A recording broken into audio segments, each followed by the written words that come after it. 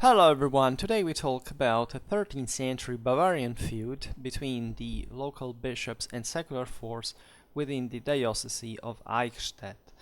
As a part of the broader, say, contrast that we have seen, especially between the bishops and counts, and in general, as a reflection, in part also, at least as a broader consequence, especially within the German kingdom, of the investiture struggle settlement since the Concordat of Worms, and more, right? Because we will pass through essentially the collapse of the German state at the beginning of the 13th century, and to the essentially settlement, the private settlements, the Landfried, etc., that will show the affirmation of ever more private forces locally, of which the Eichstätt one is a very good example.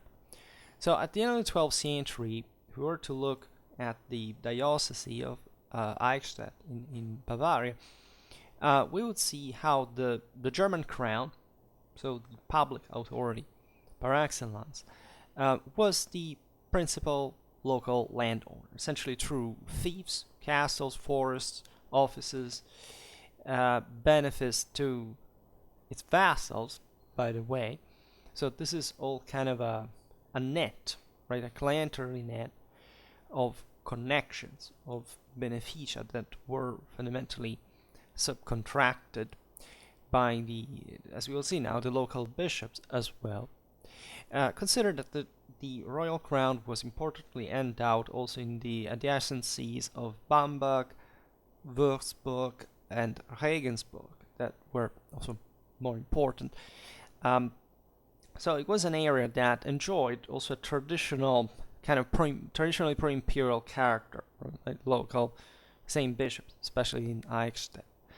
And the principal freeborn vassals of the crown in the area were the burgraves of Nuremberg, that from 1192 were the Zollern dynasty, famously enough, while the chief imperial ministeriales, right, so all free knights loyal to the empire, were the marshals of Pappenheim, that had been enfeoffed locally since 1197 with the large officium, which in practice means the administrative district of Neuburg under Donau, which covered ground, in fact, on both sides of the river Danube, over which the town lay.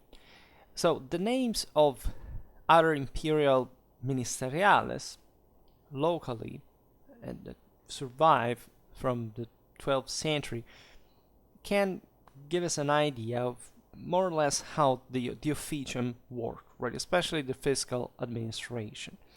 Albeit no information really survives regarding the ancient royal manor at Weissenburg im Sand, which was administered in the 13th century by the marshals of Pappenheim as well. So there is a manuscript, the Codex Udalrici of Bamberg, finished in 1125, that preserved a charter dated to 1029, the time of Conrad II. Conrad II also made a video about Germany's, let's say, politics and social, reality under Conrad. And that was substantially reworked later, as it often happened, like charters were modified, altered to, say, attribute some rights that were really not given. In fact, to include some regarding the duties of the imperial ministeriales attached to Weissenburg. So this means, of course, that the ministeriales had, touched that. So I don't have to introduce again who the ministeriales were. I even created a playlist about them. They were these massive, especially in southern Germany, like in Bavaria. In fact, were a class of unfreed knights that, especially by the 13th century, rose to preeminence, like up to 90%, and especially in the imperial and ecclesiastical retinues. All right, that were very convenient to use because being unfree, they could be simply moved everywhere by their masters, exchange, purchase, and so on. But by the 13th, especially, they had reached a great importance. Also on a practical level, these were knights like all others, sometimes even more powerful than the free nobility. All right, and locally, as we will see now, they would act quite interestingly as a sort of mob, at least in this broader competition between the count and the bishop. And we look at this charter that is entitled Jura Beneficiarum Nobis, which literally means rights of the beneficia of the fiefs, fundamentally, to us, that can be also translated conceptually as the rules for our fiefs in practice. And it reports essentially a petition to the royal court that is subsequently confirmed, so as to affirm this right. When compared with other such documents, it seems to provide actually an importantly accurate view of the terms of service in the 12th century. Right? It talks about fiefs of 3 royal months that were, as you know, the standard kind of land plot in the Middle Ages, not even meant properly as a measure unit, but something more or less appreciable as such. The provision of cash and equipment for the Raumfahrt, the Italian expedition, and also other campaigns. So, of course, this was the most important thing. These were knights, so they had to receive from these fiefs the nurturing, let's say, the subsistence for being militarily fit, also to engage in the more important expedition south of the Alps. Bavaria was closer, and these areas were in fact more accustomed to provide the troops that would eventually go to Italy with the emperor, whereas like in northern Germany, it was more difficult. Like they mostly paid some money in exchange for the expeditions. But anyway, there is also something about the so-called mobility of service that is phrased like potestatem habeant ubi vis terrarum degere, right? So this is essentially, should fiefs not be ready or made available when wanted or needed, right? Which also speaks, as we'll see now, of the complexity of this property and enjoyment, meaning how dynamic it was by a certain degree. At least, there were situations in which these fiefs, for some reason, mostly some agitation, etc., may have not been enjoyable, so that in that case the ministerialis could say, wait, I can't access the resources that I need to perform that specific service. So there is also typical information about the times and places. For example, regarding the Weissenburg forest, where ministerialis had rights to game and fish, bee swarms, and timber, which tells you, how powerful these ministerialis already were, considered that forests traditionally were public domain, right? And they were very remunerative, especially in Germany, that were very extended. Still, this time, the 12th century was still largely, Germany was not largely, already deforested, etc. It provided this big amount of resources, pig grazing, all these things, the bee swarms for honey, like even timber. So Germany is expanding fast. So all the hunt, the game, right, the fish for the nobility, which implies that these were ministerial rights. So or enjoyment of these resources. So it means that they had obviously retinues to, collect timber. You don't have to get the single ministerialis going there with an axe, starting cutting wood. Like I might have done that, but let's say he had somebody doing for them, because the ministerialis live just in these castles. Here I inserted more or less, I say pictures that can give more or less an idea of the places that have not really changed much. If you look at the photos, can give you an idea. But they lived in the local fortresses, and they had their retinues. Doesn't matter how modest they could be by some degree, but some were powerful as well. Then there were 3 primi servitores, that is to say, principal retainers, supposed to have been attached to Weissenburg, allegedly in the 11th or even possibly the 10th century that are mentioned. These would be Reginzo of Zalach, Beds of Weimersheim, and Adelger de Courte. Their ascription to so distant a past is probably fictional, right? And as we've seen, this charter had been retouched, to say the least, but it still means that by the 12th century, the families that were drawing this were not, right? In fact, they were probably the most important, as we will see now. In fact, the ministeriales of Zalach were established in the 13th century in Burg Zalach, so the local castle across the forest east of the town, that were related to the marshals of Pappenheim, and that in fact were from time to time entrusted with the administration of Weissenburg proper. However, the ministeriales of Weimersheim, just to the west of Weissenburg instead, do not appear to have outlived the 12th century.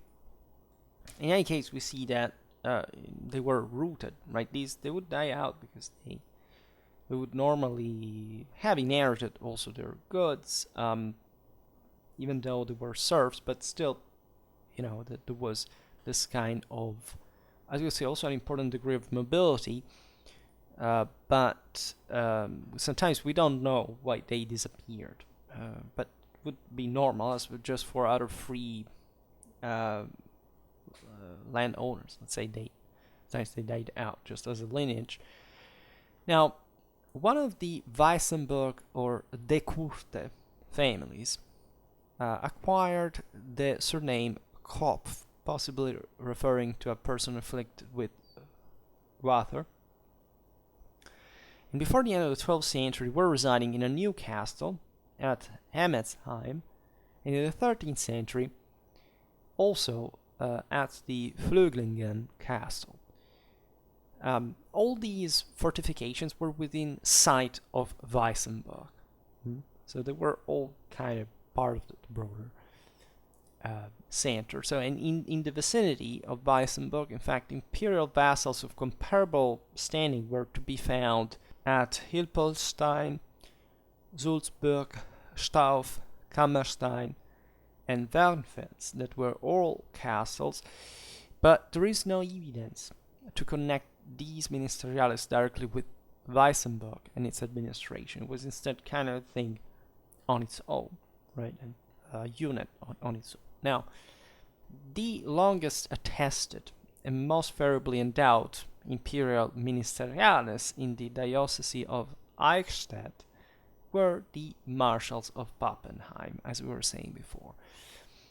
Pappenheim had been an ancient royal property, so it was public domain, and it seems to have been enfeoffed to these ministeriales at the time of Henry V the Franconian, who in fact granted it to one of his most able military commanders, Heinrich Caput, who was appointed Burgrave of Meissen before 1116 as well, and also finally expelled from Saxony, however, by the emperor's enemies in 1123. Right? So he had this other Bavarian possession anyway. The line of descent is obscure. We know that there is an Heinrich of Pappenheim as marshal of the imperial court in the 50s of the 12th century. And towards, and also after the end of the same, a Marshal Heinrich of Calden, that is also quite famous, and Pappenheim had emerged as one of the most talented generals under Frederick I Barbarossa and Henry VI, his son. In fact, this element during the Third Crusade in the Balkan route had successfully stormed the fortress of Scribentium, right, having organized the assault, etc. And he was also noticed and needed for his energy during the military operations in Sicily in the 90s of the 12th century. This is at the time a bit of troubles that, as we have just seen in a Sicilian dedicated medieval history, were occurring in this moment of especially a transition during the minor age of Frederick II, etc. So these were important men. They were properly imperial men in this moment, actually, of disruption of the same public authority that, however, maintained a very important balance locally. So the fact that Eichstätt was connected to them is meaningful, because, as we will see now, they managed to preserve it for a while from its various storms that were crossing the country. So there is an important source, which is essentially the oldest book of Eichstätt thieves, dated to the first or second decade of the 14th century, which states how fundamentally the bishops of the local diocese had conferred many valuable fiefs upon the imperial ministeriales in this area.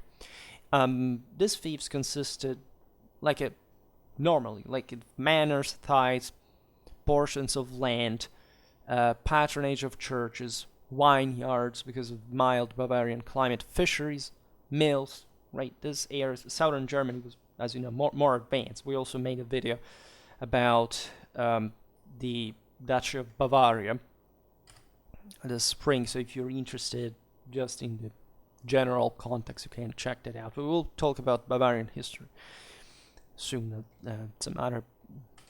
for some other topic. So this is an early 14th century source. It's unfortunately the earliest surviving chronologically, but it's likely that this ministerialis enfeoffment practice by the bishops dated as back at least as the 12th century, right? And it was part of that general, initially positive, virtuous mechanism for which the crown and the church were fundamentally allied. And so the king expected the bishops to rely upon support from imperial ministeriales. The reason why, as we were saying before, the imperial and episcopal ministeriales were kind of side by side is that, of course, the bishops were the church of Germany had, like basically in any other country, had been supporting the monarchy, right? I made a video we will talk about Philippus, Fabian, Otto of Brunswick in this video as well, briefly, but I made a video about them, so you can check out there, for example, the role of the bishop Adolf of Altena, etc., and how in the early 13th century also the bishops began to start kind of an autonomous policy from the empire. Well, again, public authority was disgregating in Germany. But initially, this was the alliance, let's say, the public authority crown and the church against the private princes that wanted always to erode the public and ecclesiastical prerogatives. I made videos, but if you check the medieval Germany playlist, you can find content about or the relation between counts and bishops in this, because the main problem, as we will see now, is that because of canon law, the bishops could not really exercise things like the the capital punishment, right? Issues, justice. So they needed advocates that were necessarily secular lords to, in a sense, use force legally, and that would fundamentally protect the church. This was the situation in Germany, right, where the secular authority had always maintained the upper hand in a way over the ecclesiastical principalities, at least the least powerful ones, because at that time, again, the public authority, still the crown, still managed to preserve the most important episcopal principalities. As you know, this was the consequence of the Concordat of Worms, where still it had agreed that in Germany, at least, the emperor could appoint bishops as well. But of course, as you understand, this mechanism, which initially worked, right, was still, however, presenting some faults, because at the end of the day, the advocates would gain an ever greater power in the diocese, and that was what this video is about, right? And there was a kind of a standard by saying 1/3 of the income of the episcopal the diocese income only should end up in the hands of the advocates. As a matter of fact, much more would, right? And as a consequence, the dioceses would collapse. And so the great German ecclesiastical principalities that we know, especially in the Rhineland, but also, Salzburg, etc., are the product actually of just, larger dioceses were more powerful and had managed to keep the secular lords out, right? But others were not so lucky, and in fact, as we'll see now, this is the case. So, in the early 13th century, where things began to be stormy in the kingdom, when especially Philip of Swabia and Otto of Brunswick began to quarrel, and the country was divided yet again. But even more after the 40s, so almost at the beginning, not of the interregnum, but still of the problems where, there were multiple, say at least anti-kings elected, etc., and the thing was falling apart. The edictum in favorem principum had already been issued by Frederick II, so privatization had been given free hand in exchange for money, right? And the same Hohenstaufen at that point were just ruling as other private princes more than public authority. So the many bishops basically remained without public protection because that one had evaporated. So I made a video about the German interregnum. We talked about Conrad IV even just before that, but let's say we have discussed this trend already. So again, you find all this in the medieval Germany or even the Holy Roman Imperial history playlist, etc. So you can check that out. And if you look at the Diocese of Eichstätt, you realize that apart from the marshals of Pappenheim, the ministeriales attached to it were the Kropf family at Emmetsheim and Flüglingen, then also later Kipfenberg as well, the castellans of Burg Salach, Ilpoltstein, Kalmerstein, Stauf, Sulzburg, and Weissenburg. There was also the Rinsmaul family at Grunsberg, Schönberg, and Wernfels. That were again castles as well, and also the butlers of Königstein and Reicheneck. So, looking at this early 13th century situation where eventually the feud would break out, if you look at the area of Eichstätt, well, that was also importantly extended. Well, let's say it did not rely on anything that could be like properly a cleanly defined district overlapping with a territorial area.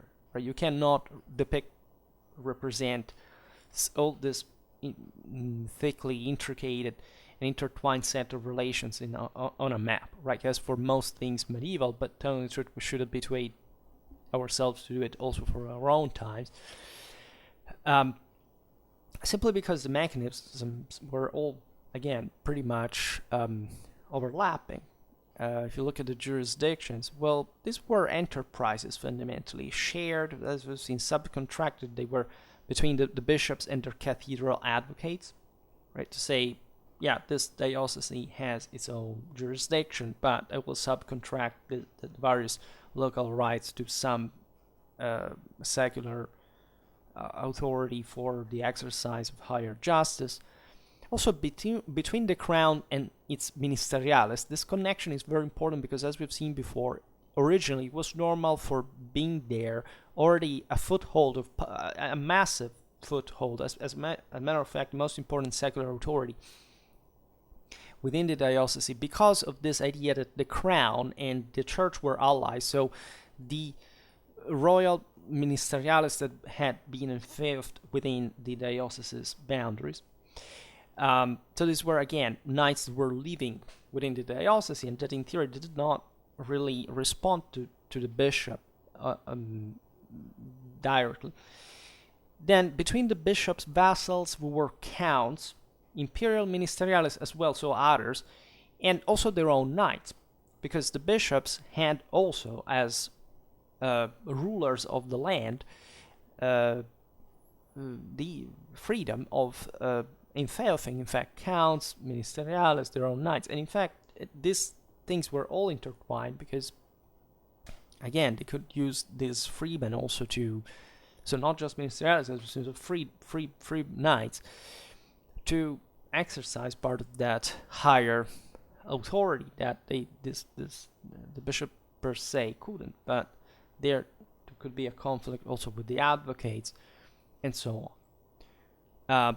There are important distinctions, of course, as always, between allude and fief. So what was like a possession owned in full, like enjoyed in full, property proper, and that could not be alienated, thus, and the fief that instead was something more fluctuating, could be sold, could be taken away also from other by other lords. The land plots were kind of different. Like there were manors, castles, woodlands, towns as well. The latter also were particularly important, as you understand, also because they were expanding by important degree. So again, a thickly intricated net of properties, of little seigniories, because all of these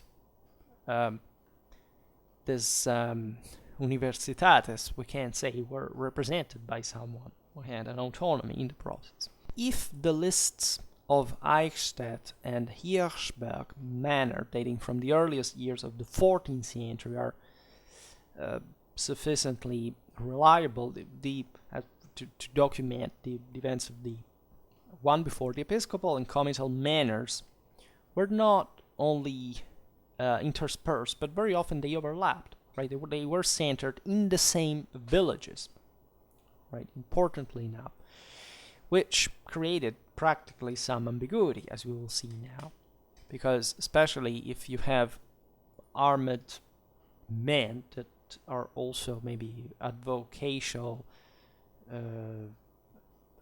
servants, well, yeah, they are there technically to protect the diocese, but they are ruling as petty lords in these villages as well. The imperial woodlands and castles were so the traditionally public properties were also intermingled with these possessions, right?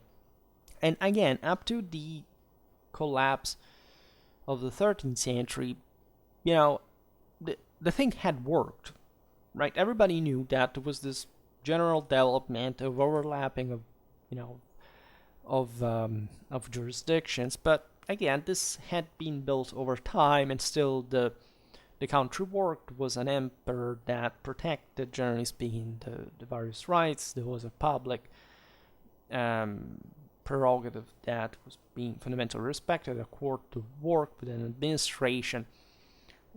The ministeriales were properly controlled by at least by an important degree, by the higher authority of the country. Now, starting from the aforementioned clashes between the Philip of Swabia, specifically Otto of Brunswick, and also Frederick II in the meanwhile, because he was Philip's nephew, as you know, and so he was in Sicily, and still he was the legitimate heir of Henry VI, etc., over their titles to the German Empire altogether, right? Lasting for a long time, right? From 1198 to 1214, as you know, lots of things started going downhill, civil wars, etc. So, in this time, as we were saying before, Eichstätt was actually well sheltered by the authoritative figure of the Marshal Henry of Heinrich, if you prefer, of Calden, whose political stature, in fact, permitted him to remain at the center of German affairs as a counselor to the three rival kings in turn at the same time, mediating, right? And in 1206, for example, and this is known, Heinrich tried strenuously to reconcile Otto of Brunswick with Philip of Swabia.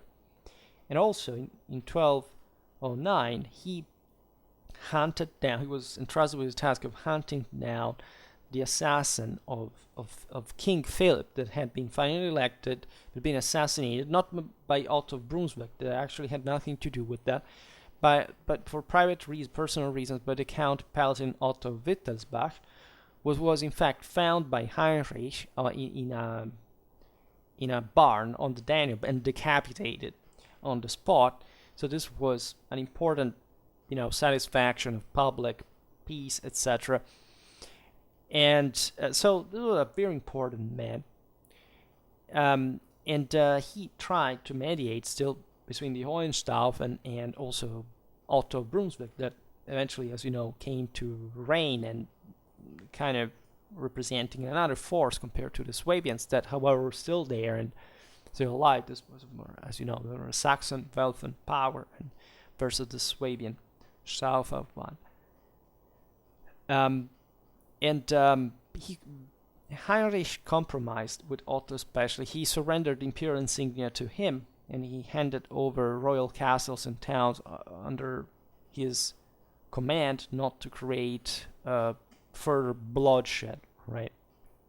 So this brought the Diocese of Eichstätt to be spared from Welfen retaliation, because as we've seen, it had been traditionally a pro-imperial see, and generally speaking, given the last generations, pro-Hohenstaufen, right? So this Swabian hub was preserved thanks to Heinrich of Calden from serious threat or damage during the civil wars that otherwise were ravaging Germany at that point.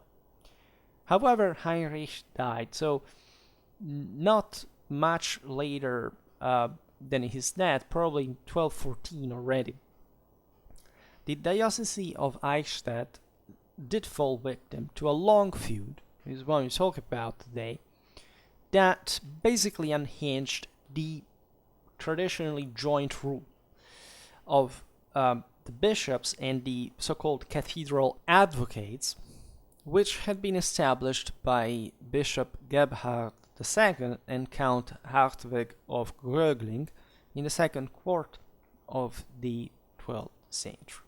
So a period of stability that had favored, again, a positive development of the diocese. Otherwise. So we're talking about actually the story of many other principalities, as we notice also in our historical region series about medieval Europe, where the 13th century is moment of greater power, greater arrangement also of the previous statal institutions, and eventually this thing doesn't quite end too well for anyone, at least, especially on a bigger scale, right? In this case, the diocese would come to suffer, right? So this whole thing and the specific feud of 1223 illustrates a deep issue, a much deeper issue that has to do with the practical liberty of the church in Germany, that had never fundamentally been safe, right? This again was the main issue that the investiture struggles had hit, right? Even if you look at it in a broader perspective, there are some people that say, "Oh well, but the papacy opposed the development of secular state." Yeah, but what about the liberty of the church at that point? What about, again, the people who took over, right? In some lands, naturally, as always, different countries in Europe were different. So Germany never sparked for particular, public efficiency, as the system was hopelessly fragmented, and the monarchy did its best, but it was really even unfavorable to centralize from there, as the imperial policy was all Mediterranean in practice. Even those who had initially opposed it, just when they came to power, they did the same exact thing. But this aspect of privatization, as we will see, will take over entirely. And actually, at the beginning of the 13th century, as we'll see also in the settlement of the quarrel, there was a broader political culture that already accepted, also from the Episcopal side, that the idea that the communities would have had to settle these things locally, right, without the intervention of the empire, as essentially local lords that wouldn't have to respond to anyone, right? And so this is not much of a great indicator. I know that I have a lot of American audience whose conservatism consists in saying, the state should do less and less. This is just a specific product of your background, right? It's not a universal truth by any stretch of the imagination. If anything, the contrary is true, right? That whenever you look at the civilization, there is a state, right? If there is not, there is something that is not really working, right? And this particular chapter is exactly the problem.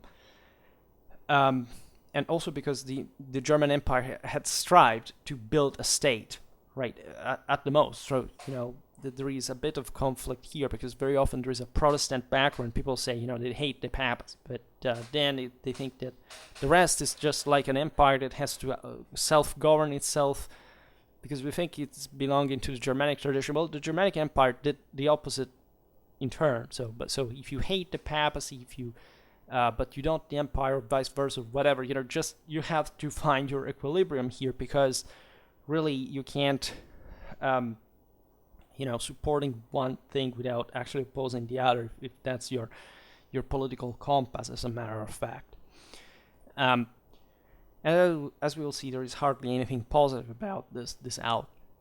So how did the dispute begin? Well, it had to do with actually the episcopal succession, right, which the counts of Gögling and Hirschberg had either to been able to regard virtually as a pocket appointment, right? This is the first thing, again, that the investiture struggle touched, right? Who does have to elect the bishop? Well, in theory, the church should elect its own officials.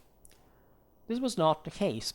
At this point, it was the local counts that did that, right? It was just like the mob, fundamental. There is a canon law, there's a church, internationally recognized, universal powers, the empire, etc., and some compromise that public authority has already made, right, with the advocacies in part that were taking over their own prerogatives, etc. But de facto, at this point, the counts deemed the local diocese to be under their control, right, with all annexed revenues, right, because placing the right guy in the diocese meant you had a power on him, and you could take the same episcopal revenues. So when the brother died in 1223, Count Gebhard I directed a small committee of ministeriales and cathedral canons as well to elect a cleric of his own choosing. Right, so again, this was the practice. Oh, how do you elect local bishop? Well, there's a local count that brings his own ministeriales, and also for, saving face, of course, some cathedral canons, and he chooses it. Right, so the cathedral's custodian, so this is just like, again, think about different cultures and civilization. Think about what happened to the Byzantine Empire. Not to have a countering, like to have a church that is fully obedient to it. And also in this case, what did it gain, right? What is the provoking, the challenging element, civilization, if you basically annihilate the spiritual authority as a separated thing from a secular one? Well, and this, the choice fell on the cathedral's custodian and canon, Frederick of Eichstätt. Right, he was the next bishop. It is probable that the four incumbents who occupied the seat between the two Grögling-Dolnstein bishops from 1149 to 96 had been installed by similar methods already. Right, so a balance that was already in favor of the counts in the matter. There was a tradition by that point. However, in 1223, there was a party of canons that protested against this. They said this count doesn't have business in doing this. They didn't like the appointee. They simply appealed, and they appealed to Rome, right? The appeal was lodged at the Papal Curia, and the maneuver proved successful, because in 1225 the Hirschberg candidate was deposed, and a series of 4 bishops committed to the freedom of the Diocese of Eichstätt followed him over the next 20 years. Right, so this is also a proof, by the way, of naturally not just of papal power, but how much the local, like in Germany as well, papal authority was, of course, followed, given that these were pretty stormy times where the papacy was at war with the emperor, that he was excommunicated. The latter aspect was not even a positive thing, as we will see for Eichstätt, but of course there was a general massive leverage actually that the papacy could make on the entire Western Christendom, and there were certain ecclesiastical rights that could not be usurped. Right, so papal interference here is really interesting, because it's understood as a point of reference. It makes the thing work and manages to restore for an important amount of time the local autonomy of the diocese. And this was, of course, not accepted by the counts of Hirschberg, who felt vitally threatened. Right. First of all, they had established, as all counts, a dynasty, right? A traditional authority on the land. They had all a sense of honor and prestige connected to that.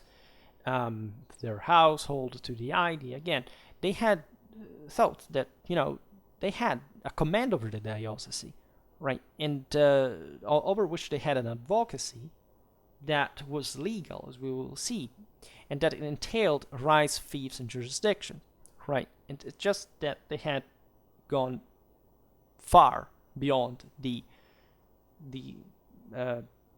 what was accepted by both papacy and empire, by the way, an empire that unitly at this point also had difficulties to intervene. But as you'll see, the same Frederick II addressed the issue, right, and admonished the counts by saying, you cannot go beyond the 1/3 of revenues that is normally established. I had already going far beyond, right? So before the feud was settled in 1245, the counts naturally made also further attempts to install candidates of their own, as we've seen, 4 bishops followed, and so at every time the counts had made this kind of attempt. But this, not even for the bishops, was so important after all, because as most things, it was a legal matter. Yes, the state was going downhill, and there were lots of issues going on that were by far more important to this local one. But of course, the most important aspect was founded on the definition of scope and limits of the Hirschberg as cathedral advocates. That's the most important point for the same bishops of Eichstätt. It was really about getting a clear, crystalline, definitive, formal recognition of the autonomy of the diocese. Right? And this is what also internationally was being recognized in many ways, because, for example, the Fourth Lateran Council had just recently underlined, we're talking about 1215, the independence and dignity of the higher clergy. Right? The papacy was still there, as we've seen. The papal intervention had worked to protect Eichstätt's episcopal autonomy. And the main problem was, of course, that the advocacy was intertwined so deeply, as we've seen, with the temporalities of the same German bishoprics, that there was a great difficulty even in not just changing the situation, but even just of making your own rights being respected, being protected in the first place, because these were the same. They were an ambiguous figure. The advocates were protectors of the diocese, but as we've seen, they had a great political and social influence on the same episcopal administration. They could intimidate them. They could simply, they actually even decided they had to be themselves. They controlled retained part of their retinue. This is just like the mafia, essentially, right? And the counts were not to give that up.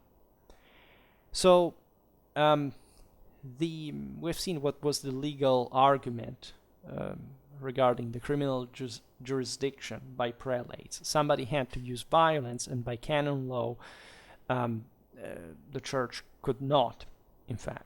And the secular aristocratic control, the same, was an important limit, in fact, to episcopal power altogether, because the most important, higher justice, right, was not really exercised, and that included higher revenues as well, besides, of course, the power of punishing or not punishing, according to convenience, specific criminals that could shift also important amount of property, etc., by usurping it, occupying it, whatever. So, of course, the most powerful episcopates could afford advocates in the form of ministeriales, as we've seen, that were instead much more dependent on the same episcopal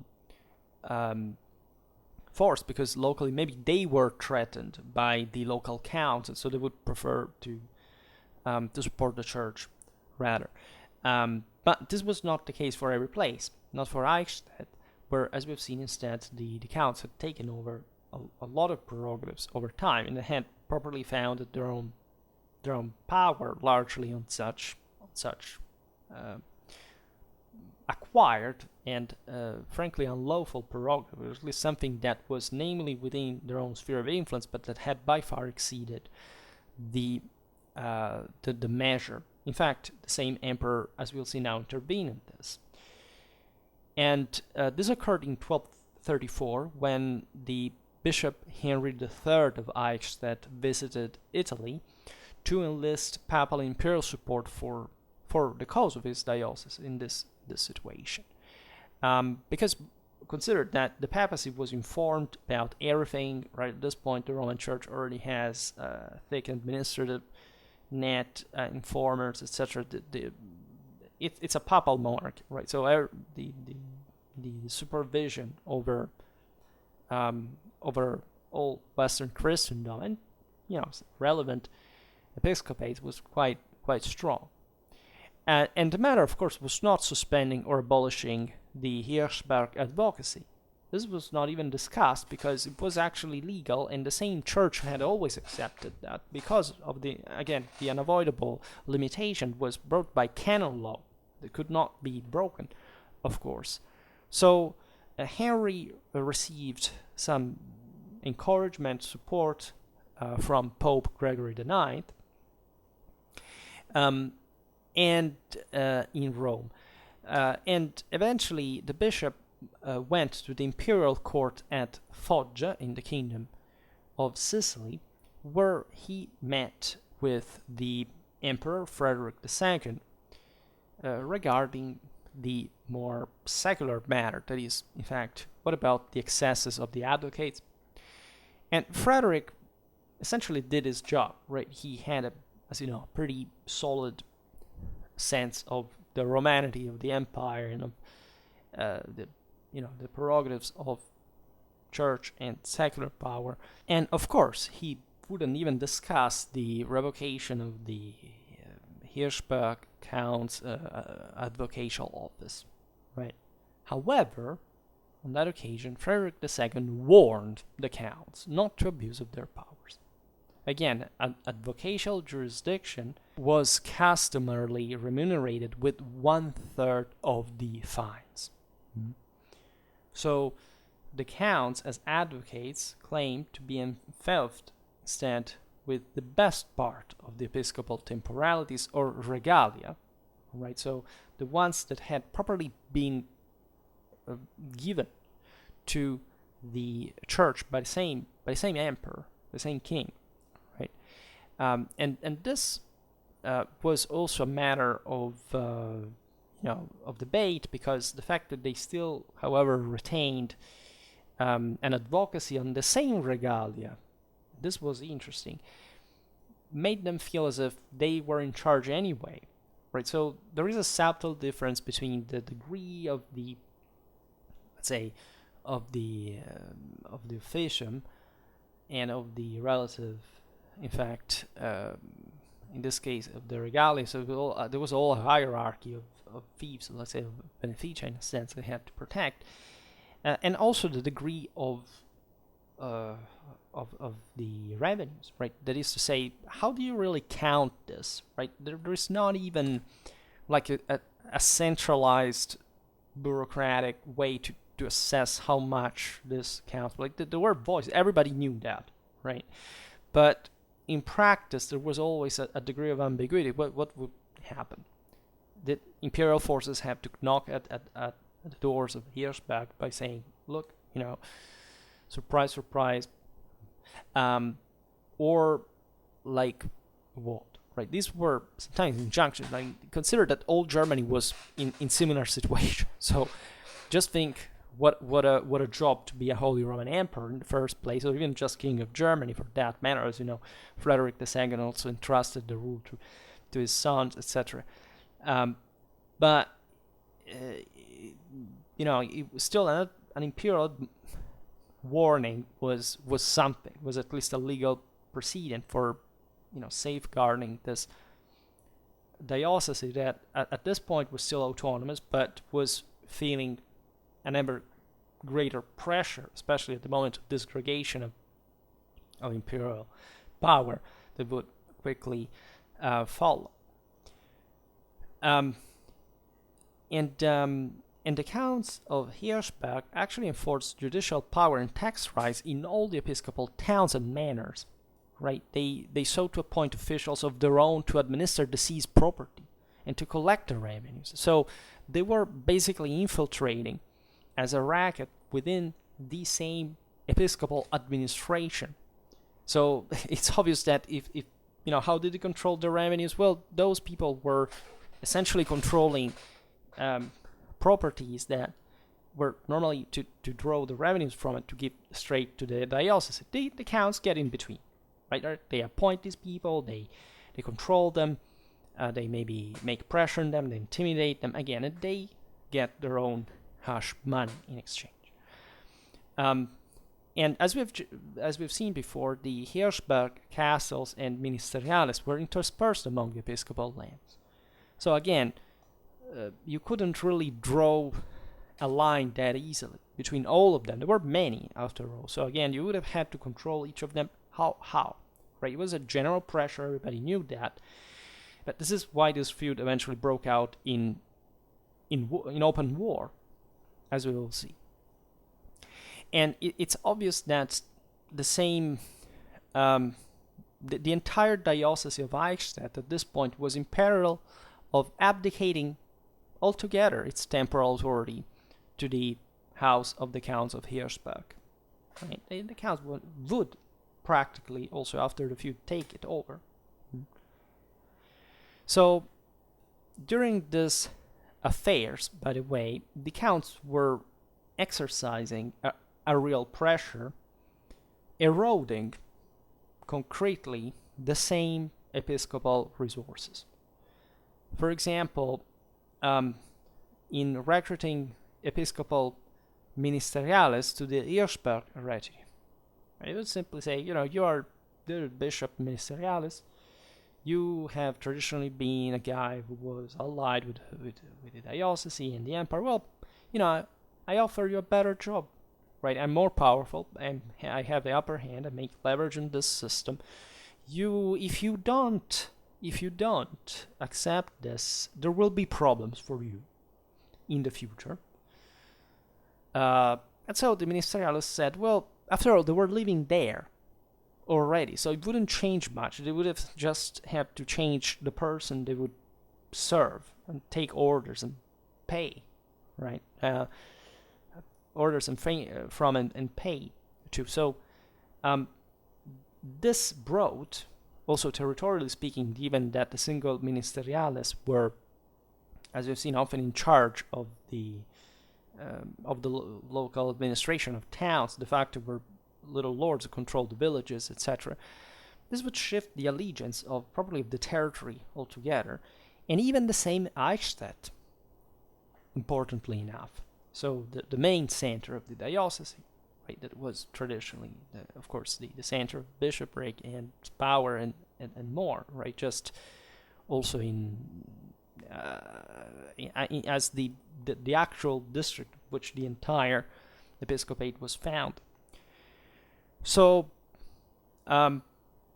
it goes without saying that manors and castles were being usurped as well. They would simply pass in the hands of the counts, and the diocese was reduced to bankruptcy as a consequence. So much that at some point the bishops had to abolish the cathedral prebends because there were simply no money to pay them.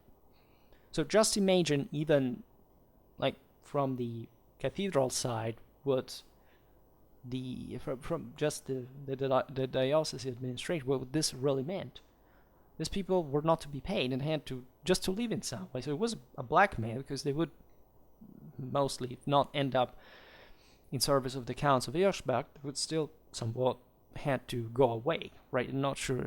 There was no revenue coming from there.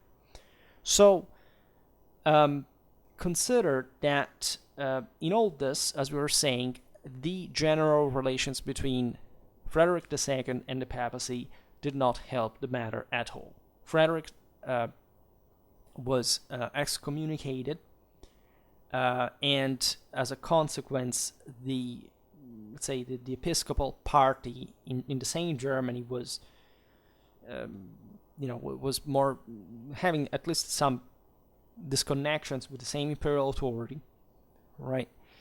And it was difficult for any bishop, and especially for somebody in Bavaria that was not particularly in reach of Swabian territorial control, to reach the same emperor and to present themselves, just even in the face of all the other factions, fundamentally as pro-imperial, right? The Bishop of Eichstätt, Frederick II, 1237-1246, requested the King of Germany, Conrad IV, Frederick II of Hohenstauffen's son, the royal enactment of 1234, allowing for excommunicates to be deprived of their fiefs. which was aimed at depriving the Counts of Hirschberg of their secular power, legitimately weakening their position in Bavaria, in Germany. Also the links with their own retinues, with their own ministeriales and vassals, sub-vassals, etc. But in practice, in this situation, war broke out, and we don't know much about the military operations because it's just like a local thing, and these things are not documented normally. But we know, of course, that it was properly a real war, and that was a war of castles, like mostly in medieval times. In fact, the strategic importance of the fortresses actually helps us realizing the major moves that the counts and the bishops made to understand what was going on, right? Arguably, the entire feud started from castles' control, because those were at least the most, say individually, some of the most significant strategic assets. So if castles were starting to finish in the hands of the counts, the bishops at that point couldn't but resort with their own ministeriales. As we've seen, they had their own military retinues notoriously, and the German bishops were just more habituated to that for many reasons that we will also discuss better in other videos. But they had to do, as you know, with this broader alliance and with the empire. At the same time, the degree of privatization that existed in Germany of local princely power, so it was also more kind of troublesome area. It was habituated to solve things, at least at a local level, especially with this normal militarization, even of small, relatively small centers that could operate dynamic. And in fact, this war engulfed a bit the whole local area. It was not dramatically extended, but still was meaningful. So the Counts of Hirschberg held strongholds at Dolnstein and Wellheim. So Bishop Henry I of Eichstätt, who was in office between 1225 and 1228, tried to outflank these castles by rebuilding the Mörnsheim one to their west. The most important, at least a more important fortress in this context, was the Nassenfels castle, that was not only located on the main road to Eichstätt from the south, but was also the see of the bishoprics marshal. It was in fact Ulrich of Nassenfels as the chief military office of the household during the 30s and the 40s.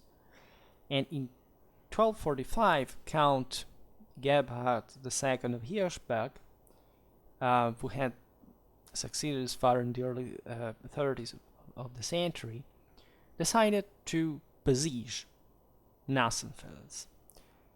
And in the process, he was assassinated for unknown reasons, at least by his own jester. And it would be his son, Count Gebhard IV, who ruled between 1245 and roughly up to the at least third quarter of the 13th century, to sue for peace at least once. Given that this struggle was going on for essentially 20 years by that point, right? And there is no proof, at least, or not even suggestion that Gebhard II had been assassinated by the bishops, right? At least could have been claimed. We don't know. But what is important about this is just how long this conflict dragged, and even just how much the war proper, 20 years. You have this area, there's a few tens of kilometers all around, and you have war there for 20 years. This exemplifies pretty well what kind of medieval Europe, right, concretely was, military-wise, and how deeply intertwined. Again, these contrasts were properly at a close distance. Right? 20 years of war. It's just like a feud that goes on and on and on. I like to make the parallelism with the mob because it's practically exactly that, right? It's like a band war. You have important regiments we will see now. You count in the, at best in the hundreds of knights, right? So they're not particularly large. But we're talking, they don't reach 200, telling the truth. And they couldn't even just be mobilized altogether. So it was just literally bands of troops that roamed around, ambushing, scouting, kind of spying on each other at a distance. Whereas these castles were just inside one another. And it would go on like this. And with a huge cost, by the way, because the entire area would be engulfed by this. The trade would be damaged. The same structures disrupted. And supplies cut. So it's a huge mess, right? We're not talking about external interference, but for that we skip for today.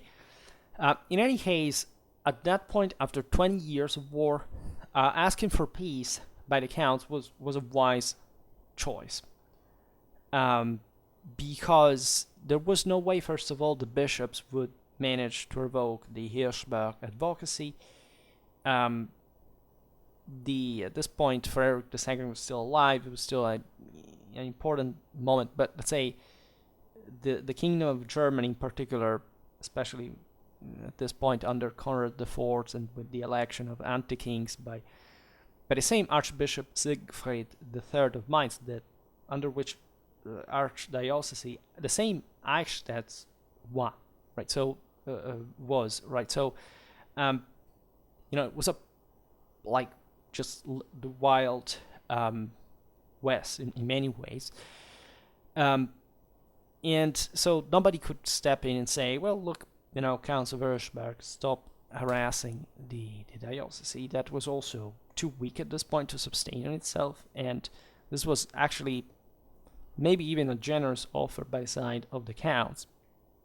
They just were saying, okay, we won, but let's not go, it would take further struggle to completely finish the episcopate off in what for, right? This is just the local bishopric, it's not a Saracen avampost in Bavaria. So it's still, a system from which we do benefit because they were the first ones that benefited from the diocese's control. And that's what they wanted. Right, and still, they cared about, of course, this diocese being able to stand on its feet because still it would receive some revenues, and the bishops would administer the thing on their own, and the counts they didn't care even to take that burden. So, and it would have not been possible properly to dislodge. It would have been to unhinge the mechanism altogether. But what they wanted was just a much greater power over the diocese. So there was, however, a problem here that the bishops had managed, after all, not to allow the counts to appoint to their candidates anymore, right? So that was another point that bishops at that point would have, after this struggle, would have never accepted that condition. And also this thing was increasingly recognized also elsewhere. And so it was just not in the historical process, and the counts probably understood that to be able to remain like this thing had been before, and by exerting such, it was enough to exert pressure on the diocese, not necessarily just to appoint the bishop formally. It would have not been convenient, and it was not even properly what made the advantage anymore.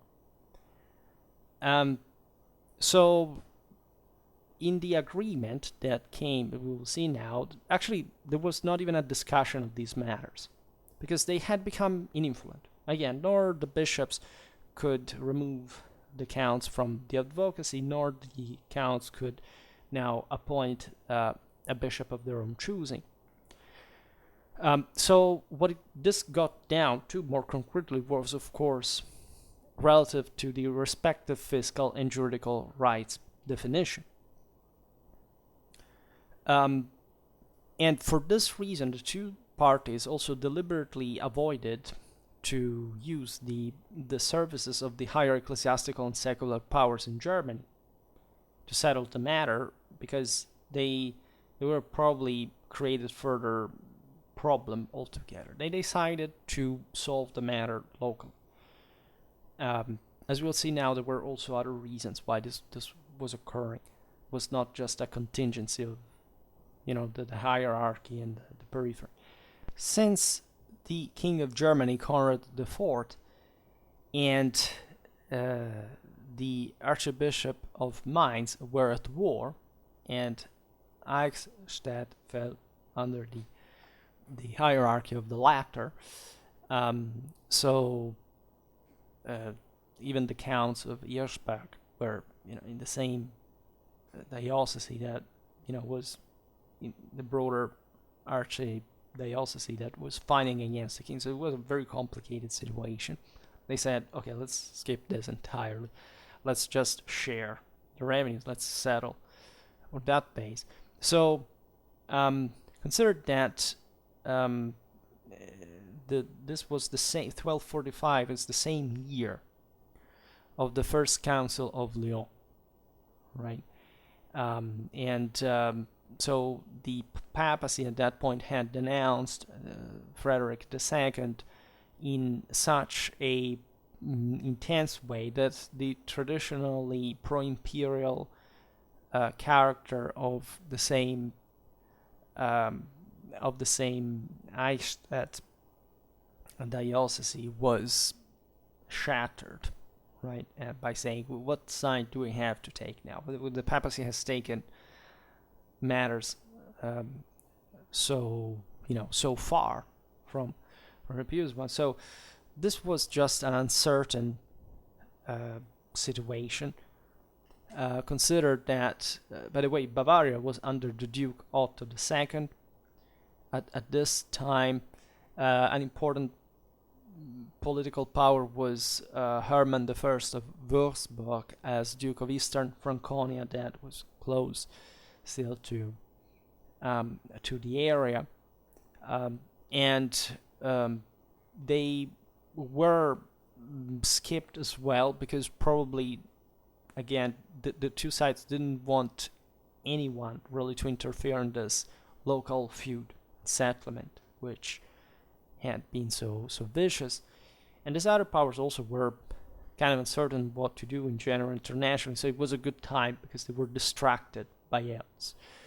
So it's a relatively small dimension, but we're talking still of a diocese and of a county, right? So not really a feud.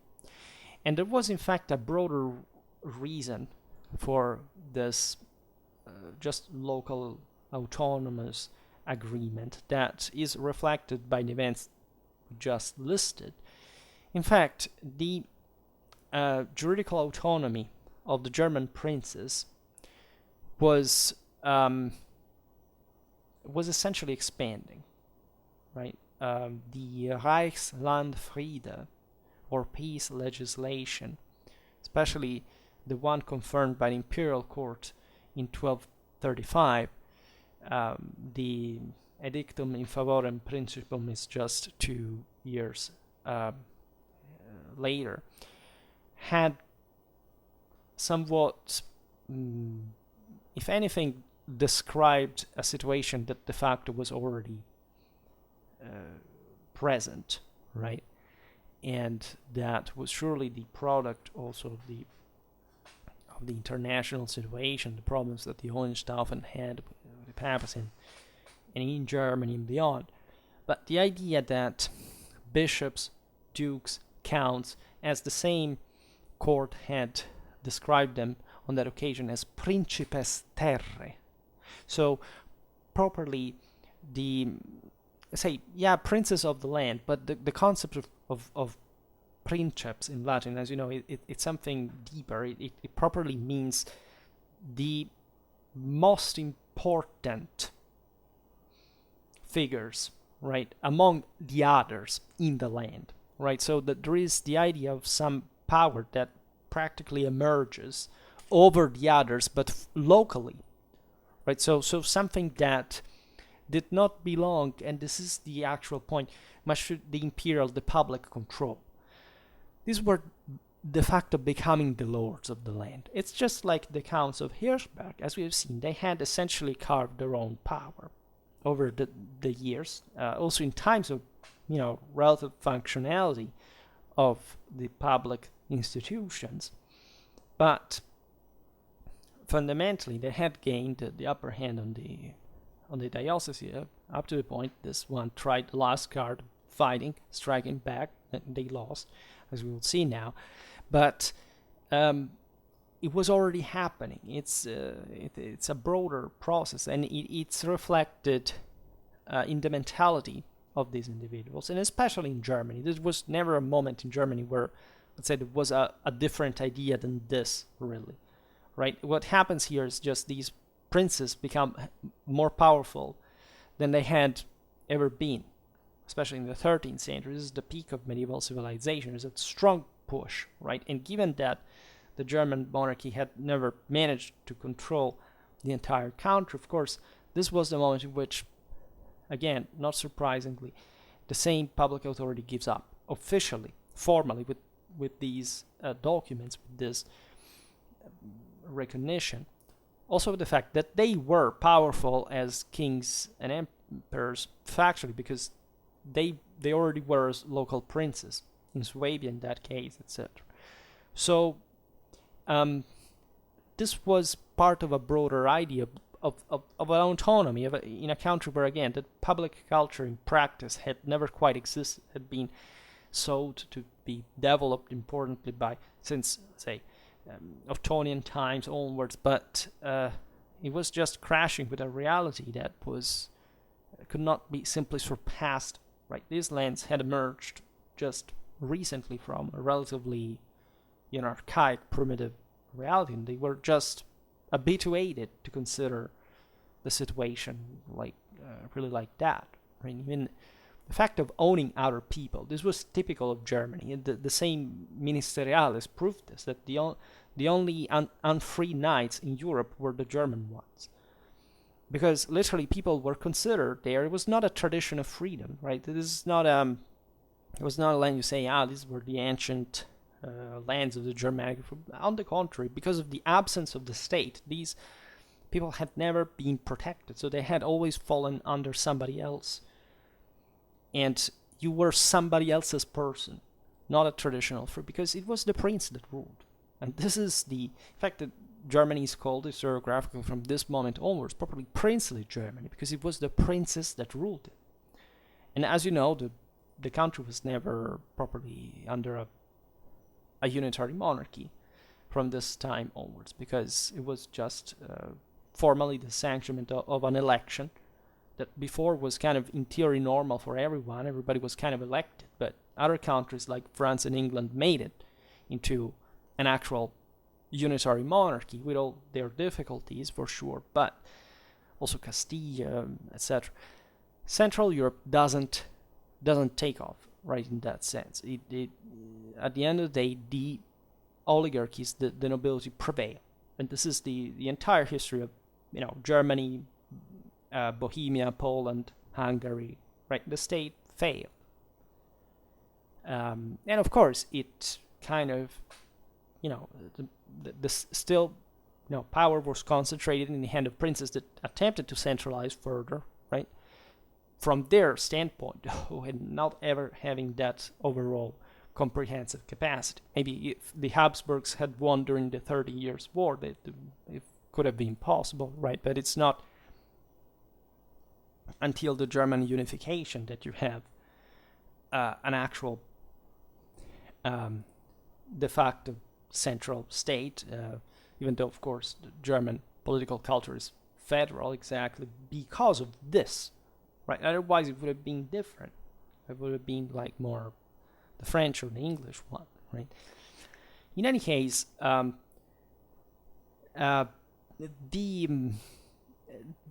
local settlement was also the most simple and effective, right? Nobody interfering from anywhere, just situation being evident. This is also interesting in a sense because you would expect some kind of external interference, but at least in this case it wouldn't happen. So it would be interesting to look at the broader situation in Bavaria especially, but also in Franconia, etc., to assess a little bit what other lords thought of this Eichstätt-Hirschberg feud.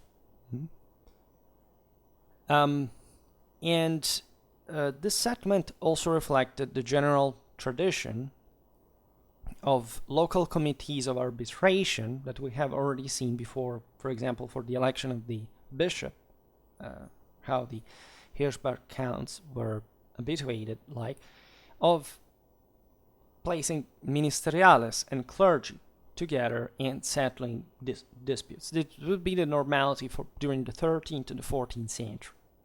The same model was adopted in 1245 in this dispute. So this was, in fact, the committee. The president was the cathedral provost Albert of Eichstätt. Then there was a court of 10 ministeriales given full powers to impose a settlement. By the way, this is very interesting because, again, the ministeriales were, in a sense, allowed to enforce it. Then there was the Bishop Frederick II, represented by his household officer, the butler Heinrich of Hirschlach, and 4 other knights, Meinwart of Mur, Albert of Emmendorf, Reinboto of Wittesheim, and Heinrich of Rohrbach. The Count Gebert IV's representatives were instead his own butler, Albert of Töging, the knights Gottfried of Altenburg, Reinboto of Meilenhardt, Heinrich of Jettenhofen, and Ernst of Wemding. These choices do indicate some desire to involve neighboring princes, telling the truth, because these ministeriales were somebody else's, right? And specifically, Heinrich of Rohrbach belonged to the Duke Otto II of Bavaria, which evidently had interested himself in the matter. Reinbold of Meilenhardt belonged to the Count Berthold of Greisbach, who himself came to Eichstätt to witness the treaty. Right, this was normal in the medieval jurisprudence. Like, you had to have witnesses say, okay, well, this was according to ducal right. We witnessed that this was by our representative.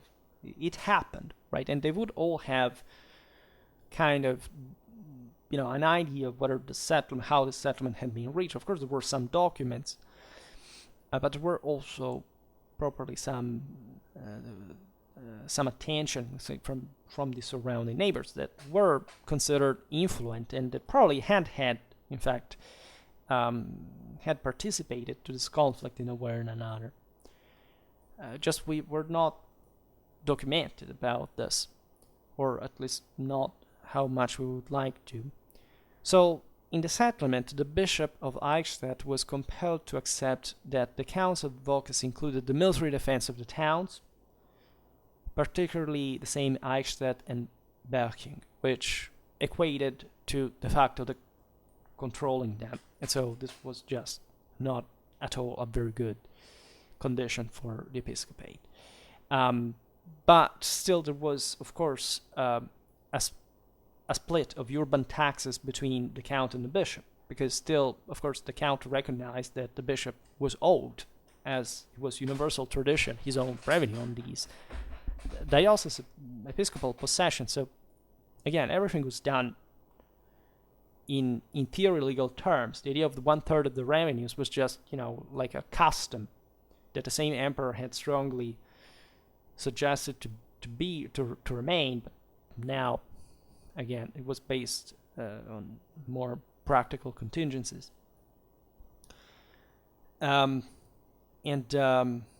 of course, the collection of these revenues was to be carried out by official of both authorities, so in a joint way to say, okay, well, we will at least check one another in theory, even though the counts here were winning most of all. Nevertheless, the judicial immunity of the urbs, that is the fortified enclosure at Eichstätt, containing the cathedral, the episcopal residence, and houses of the clergy, was to be maintained under the bishop's jurisdiction. Right? So the town altogether was under de facto the count, the comital military control, but at least the urbs was maintained in all, as it was in all jurisdiction by the bishop, as it was customary in the German cathedral towns, by the way. Because these dynamics were happening also elsewhere. Don't think that we're talking about the only case. But of course, that was given, was accepted.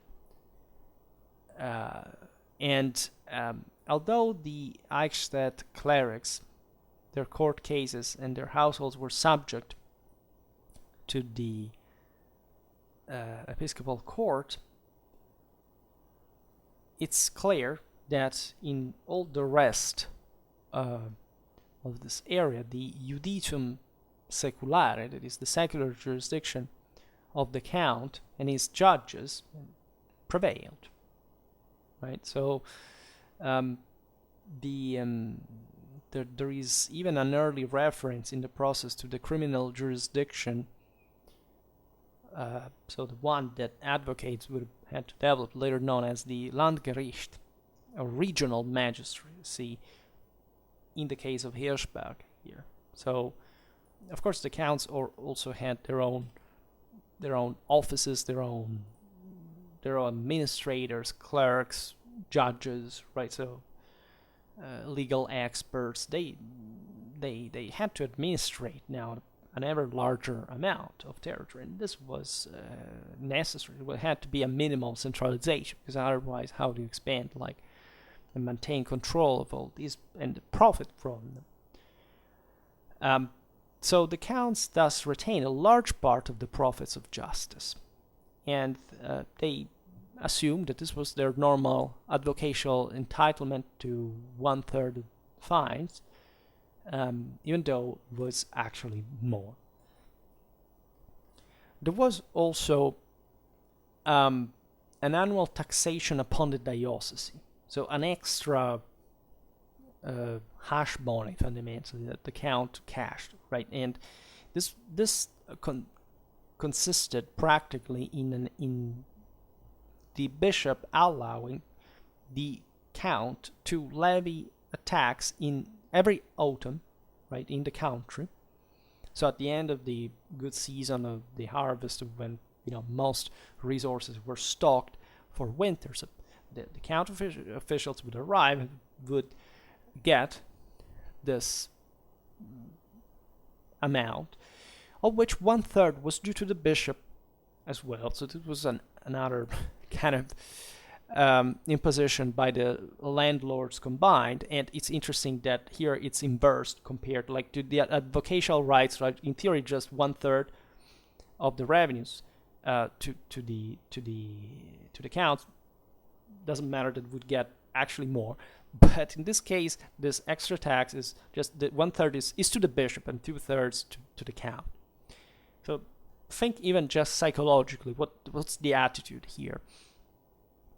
And in addition, as the settlement says, quote, the count will have those other taxes which the grandfather or father of this count had in the country. So here there is a clear reference to the customary and practically dynastic rights that the counts of Hirschberg were claiming for themselves. Interestingly enough, only the bishop's officials and their dependents were exempt from these taxes, so they also benefited partly from that, but this was already the case before. So you realize the Church of Eichstätt had lost the war and paid a very high price for it.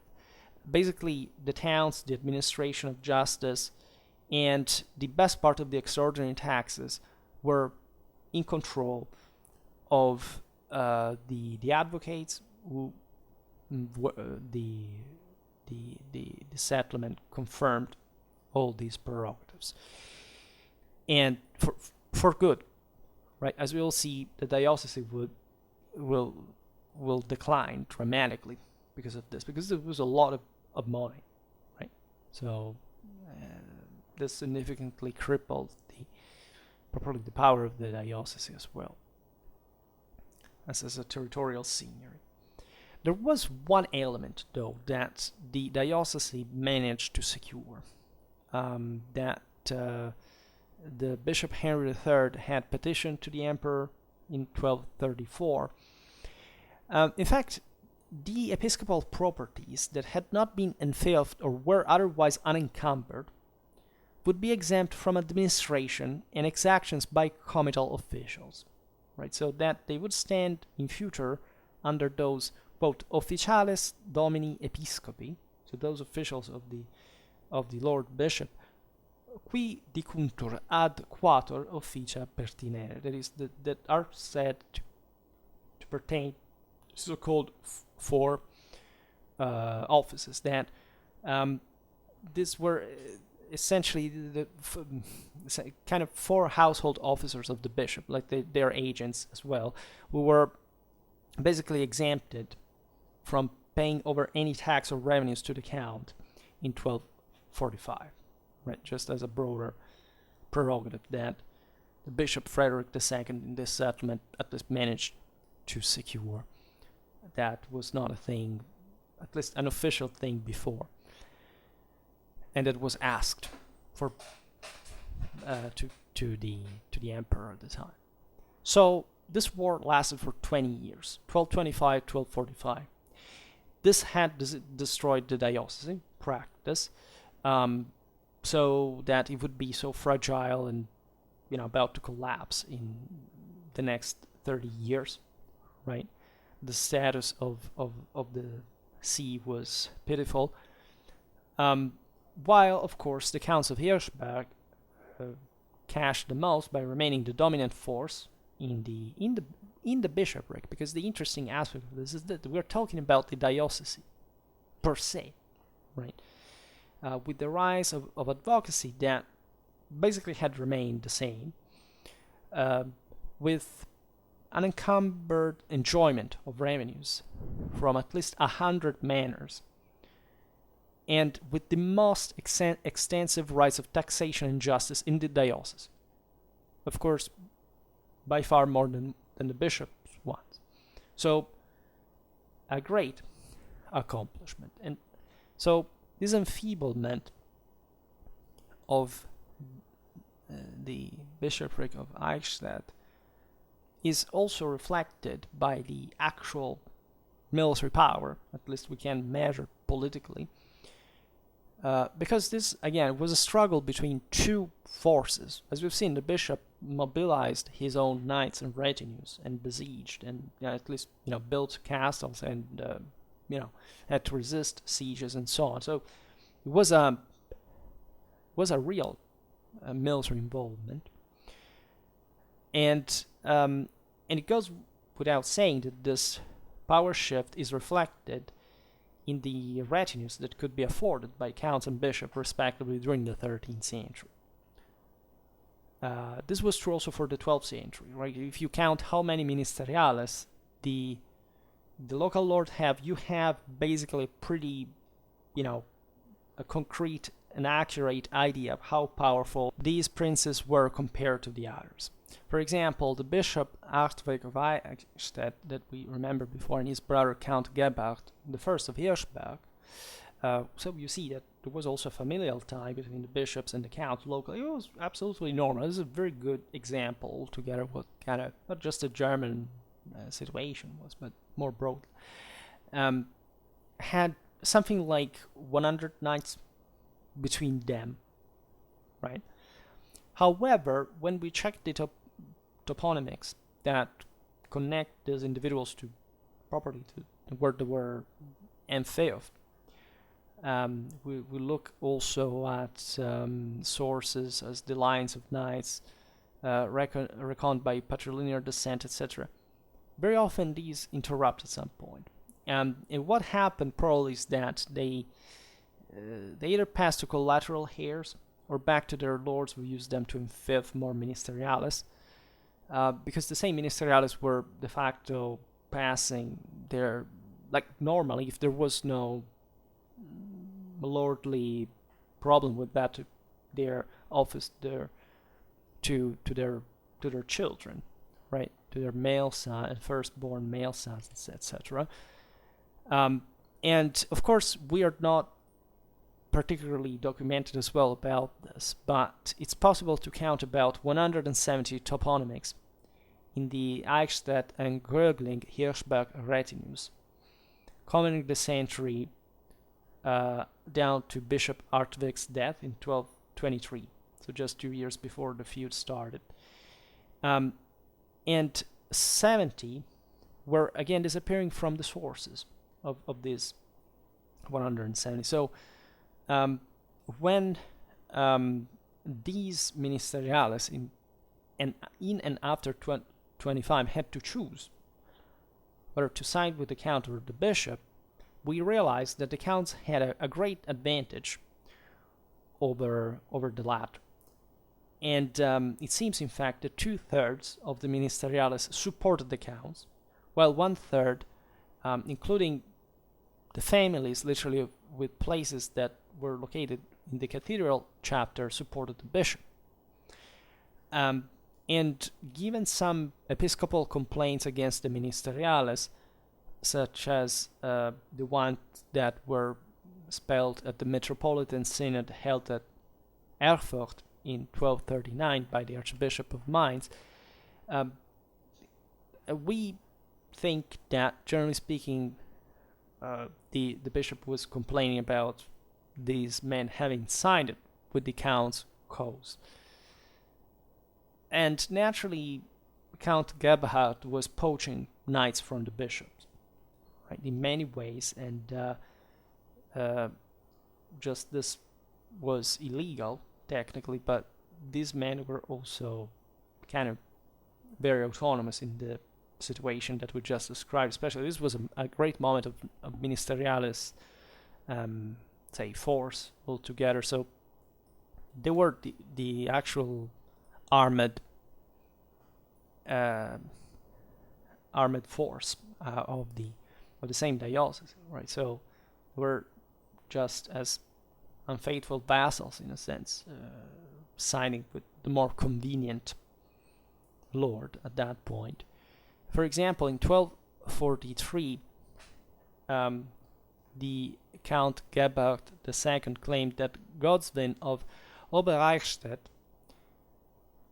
quote, ad tinet nobis nomine familia, right? That is to say, pertains to us by family name, while earlier sources and also later ones than this quote explicitly show the contrary, that this Godwin's family was actually part of the episcopal ministeriales, right? So there was a quarrel about this too. And just think, like, even the banalities. I mean, this guy might have been just, for, as we see many other feudal clashes, maybe we were making that other thing about the Italian vendetta in Florence, more or less in the same period.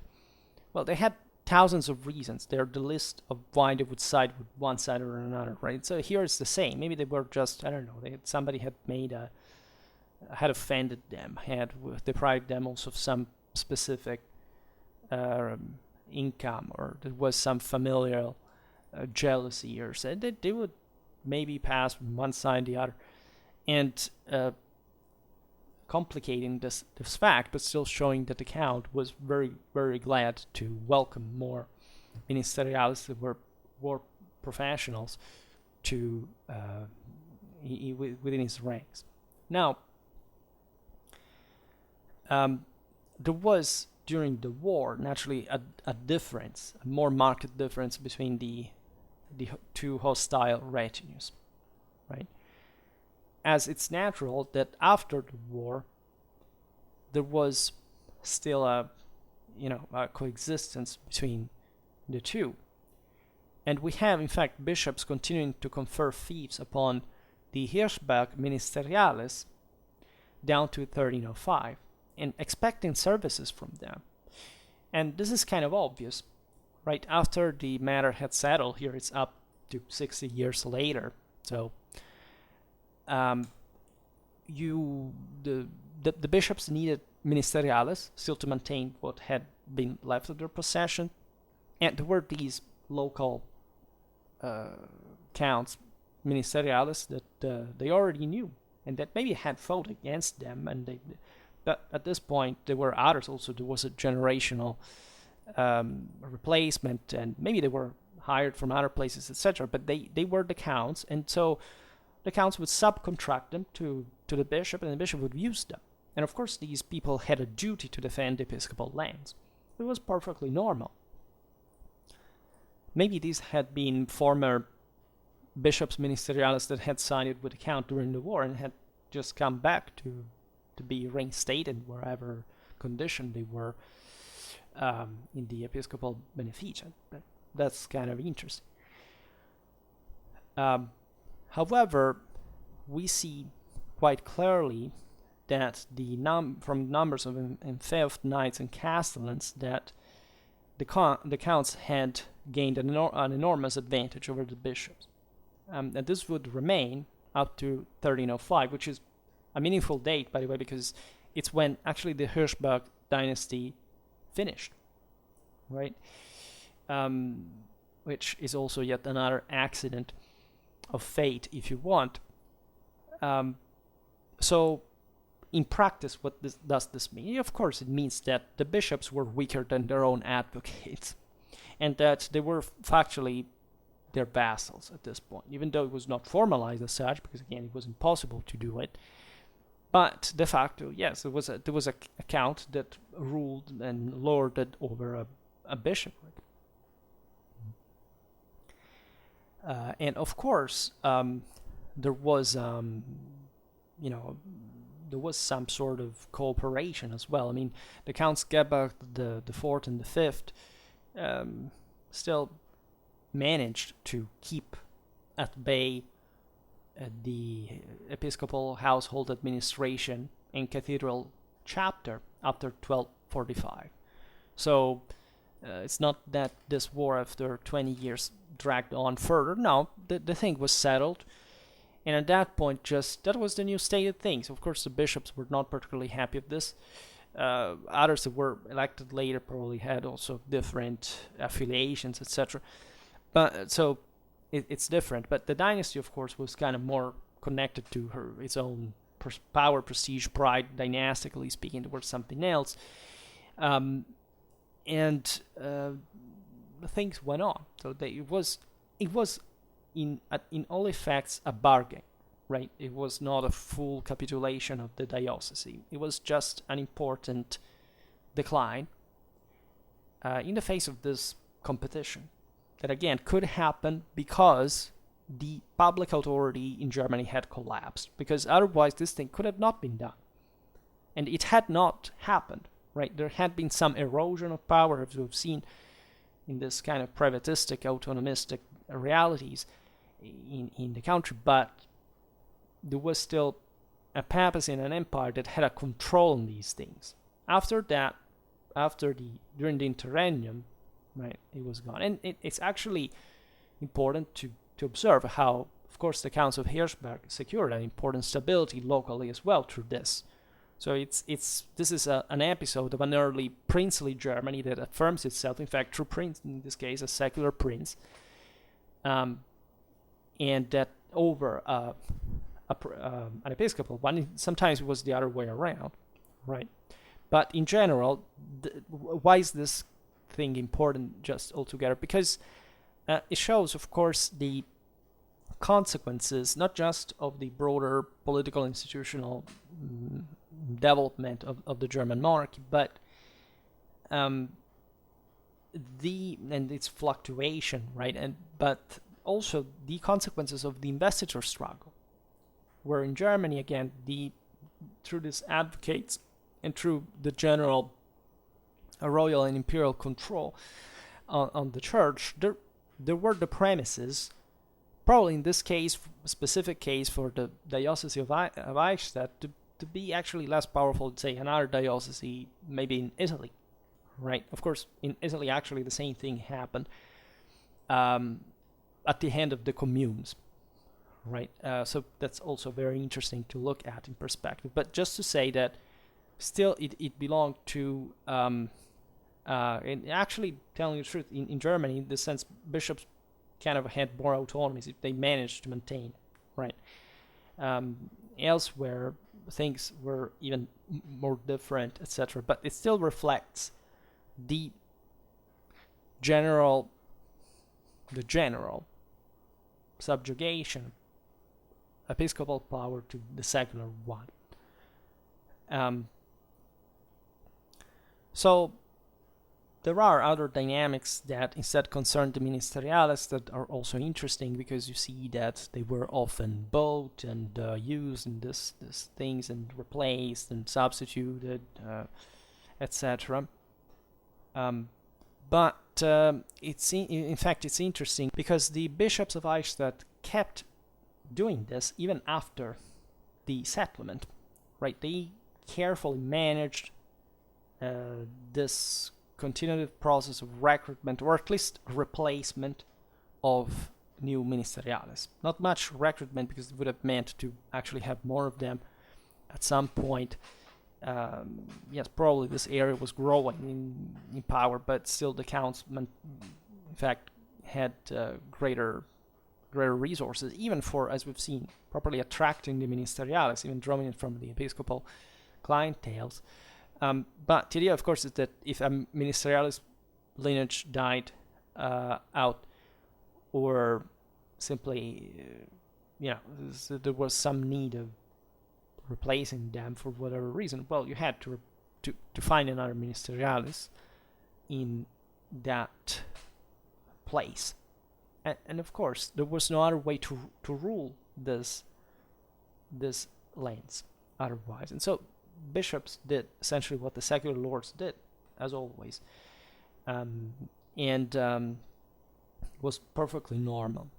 So if you look at this time between the mid-12th and mid-13th century, you can see roughly 100 toponymics for the ministeriales attached to the counts and the bishops locally at one time.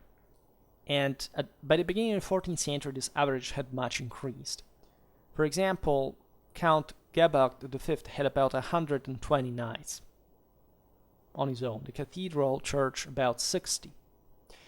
So it seems that in this moment of frequent troubles in the German kingdom, which especially followed upon Innocent IV's denunciation and further excommunication of the Hohenstaufen dynasty during the First Council of Lyon in 1245, the same year of the settlement. It may have played a role, by the way, because definitely it meant thunderstorm coming, and already the situation was not particularly relaxed already. So maybe counts and bishops said, you know what, we're making war, but maybe it could significantly cripple each other. Let's quit it for the greater, purpose.